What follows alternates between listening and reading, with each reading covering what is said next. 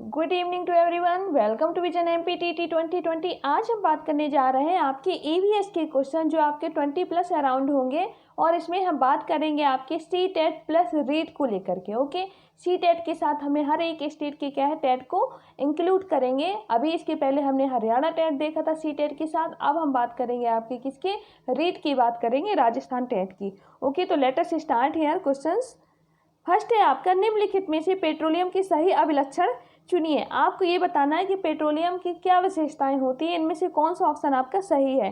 Petroleum कैसा होता है, ठीक है ना, वो बदबूदार गाढ़ा गहरे रंग का तेल होता है। हम आंसर डिस्कस कर लेते हैं, ठीक है ना। अगर आपको डिटेल में देखना है तो आप इसके ऑप्शन देख सकते हैं, इवन इसका क्या डिटेल भी देख सकते हैं। ठीक, तो आपका टाइम वेस्ट ना हो इसलिए हम क्या है स्पेशली थोड़ा सा आंसर पे फोकस करेंगे। तो इसका जो पेट्रोलियम की जो लक्षण है या हम कहें कि जो विशेषताएं हैं, पेट्रोलियम आपका बदबूदार होगा, गाढ़ा होगा, गहरे रंग का तेल होता है। ओके, बात करेंगे हम नेक्स्ट क्वेश्चन की। तो नेक्स्ट क्वेश्चन में, बिहार के गांव में बहुत से किसान अतिरिक्त धन कमाने के लिए मधुमक्खी पालन करके शहद एकत्रित करने का कार्य करते हैं।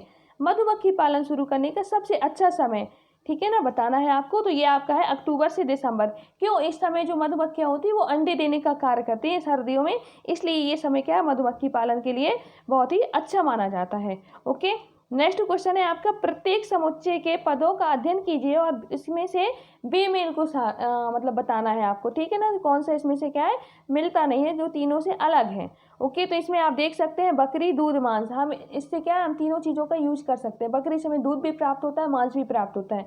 बात की जाती है मुर्गी की तो मांस, अंडा आपको दोनों प्राप्त होते हैं। बात की जाए गाय की तो दूध, और दूध उसके दूध से क्या होता है मक्खन भी आप बनाते हैं, ठीक है। लेकिन बात की जाती है पौधे की तो पौधे से क्या होता है आपको वनस्पति तो प्राप्त हो रही है, बट आपको छाछ प्राप्त नहीं होती। क्यों, गाय के दूध से प्राप्त होगी वो। ठीक, इस तरीके से हमारा जो राइट आंसर होगा वो डी हो जाएगा। ये आपका बेमेल है उसमें, ठीक है ना, विषम है। ओके, बात करेंगे हम नेक्स्ट क्वेश्चन की, जिसमें आप देखेंगे निम्नलिखित में से जानवरों की वह सूची चुनिए जो हमारे घरों में रहना। अब आपको बताना है कि ये जो जानवर है कौन से हमारे घर में रहते हैं, उस ग्रुप को आपको चुनना है।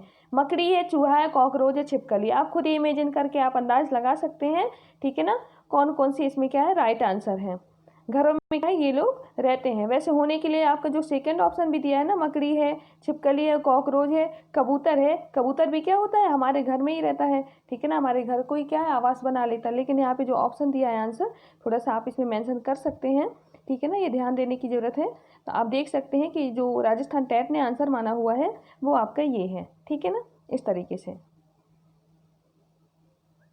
बात करेंगे हम नेक्स्ट, चिपको आंदोलन किसके नेतृत्व में हुआ था। तो आप सभी बाकायदा परिचित हैं चिपको आंदोलन, जो आपके क्या है पर्यावरण को, वृक्षों को बचाने के लिए आंदोलन शुरू किया गया था और इसका नेतृत्व किया था सुंदरलाल बहुगुणा ने। ओके, ये सारी जानकारियां हैं सुंदरलाल बहुगुणा से रिलेटेड, जो कहाँ हुआ था, उत्तराखंड में हुआ था। इस तरीके से अमृता देवी बिश्नोई से आप परिचित हैं, जिन्होंने खेजड़ी नामक वृक्ष की रक्षा के लिए अपने प्राणों की कुर्बानी दे दी।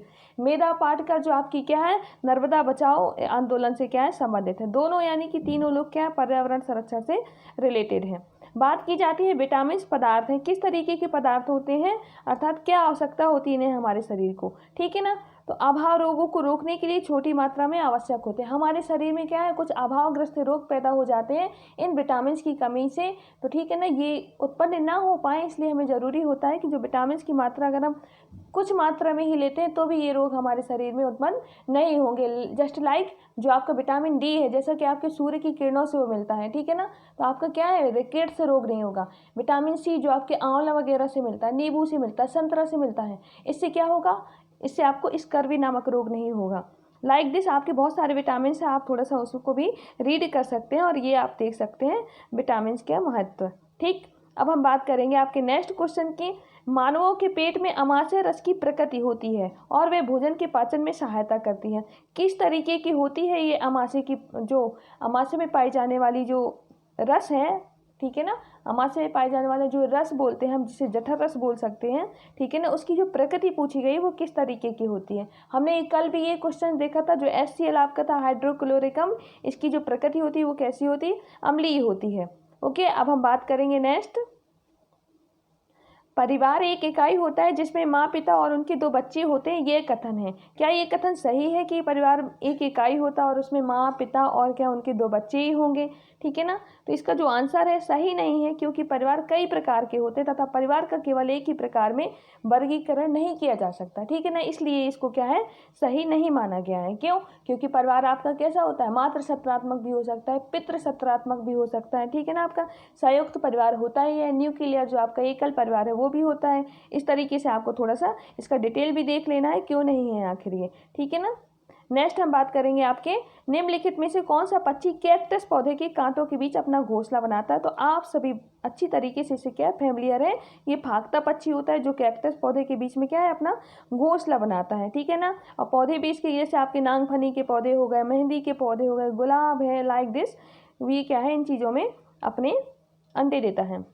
बात करेंगे नेक्स्ट क्वेश्चन, प्रत्येक स्थान के नाम के साथ उस क्षेत्र में बनाए जाने वाले सामान्य घरों के सही विवरण का क्या करना है, मिलान करना है। ओके।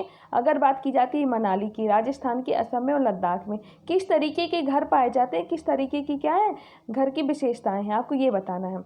बात की जाएगी मनाली की, तो इसका आंसर आपका है कि पत्थर के बने घर जिनके फर्श और छतें लकड़ी की बनी होती है, ये बताना है आपको। ठीक है ना, इसका आंसर क्या होगा, 4 हो जाएगा। अगर बात की जाती है राजस्थान, सभी को पता है कि गर्मी बहुत ज़्यादा होती है, गर्मी की वजह से मिट्टी के घर बनाते हैं जिनकी छतें कैसी होती हैं, कटीली झाड़ियों से क्या होती है, छाई होती हैं। ठीक है ना। असम की बात कर लेते हैं अगर हम, तो आपको पता है बारिश वहाँ ज़्यादा होती है, तो बांस के घरों पर क्या है, बने ऊंचे उठे हुए घर बनते हैं। ठीक है ना, 12 से 15 फीट ऊंचाई रहेगी और पूरे क्या लकड़ी के बने होते हैं। नेक्स्ट हम बात करेंगे आपकी लद्दाख की, तो लद्दाख के बारे में आपको पता है कि यहाँ बर्फबारी ज़्यादा होती है। ठीक है ना, और आपका क्या है, पत्थर या लकड़ी के बने ढालू छतों वाले घर होते हैं। इस तरीके से आपका जो राइट आंसर है, मैचिंग आपका क्या हो जाएगी, यहाँ पे जो आपकी इसकी मैचिंग होगी वो आपकी हो जाएगी कौन सी, सेकेंड हो जाएगी। ठीक है ना, ये वाला आंसर हमारा सही हो जाएगा। ओके। अब हम बात करेंगे आपके नेक्स्ट क्वेश्चन की।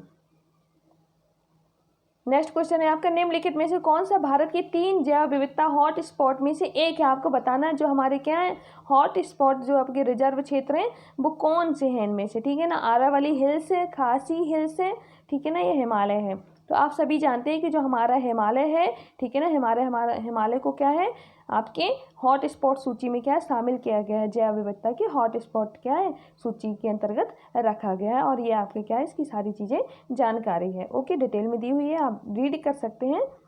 नेक्स्ट हम बात करेंगे निम्नलिखित में से किस में उद्यान कृषि का क्या है अध्ययन किया जाता है? किसके अंतर्गत हम उद्यान कृषि का अंतर्गत करते हैं, अध्ययन का करते हैं, सॉरी। तो उद्यान कृषि के अध्ययन को क्या कह सकते हैं आप, या हॉर्टिकल्चर कह सकते हैं। ठीक है ना, ये है क्वेश्चन।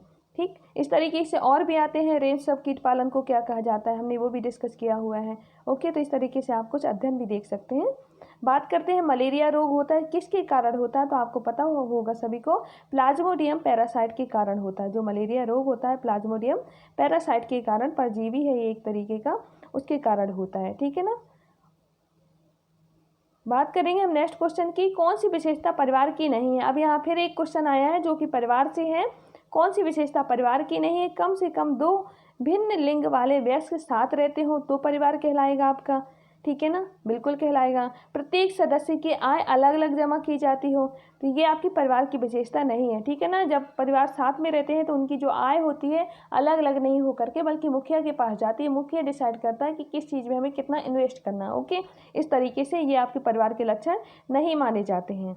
ठीक है, और आपका आंसर क्या हो जाएगा, बी हो जाएगा। और ये सारे ऑप्शन आपके परिवार के ही हैं।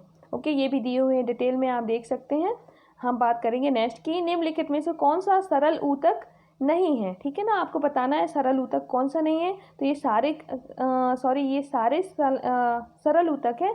जो आपका जाइलम है वो आपका सरल ऊतक के अंतर्गत नहीं आता है। क्यों नहीं आता है ये आप देख सकते हैं। और जाइलम का कार्य क्या होता है, जल को ले जाना, जाइलम। ठीक है ना।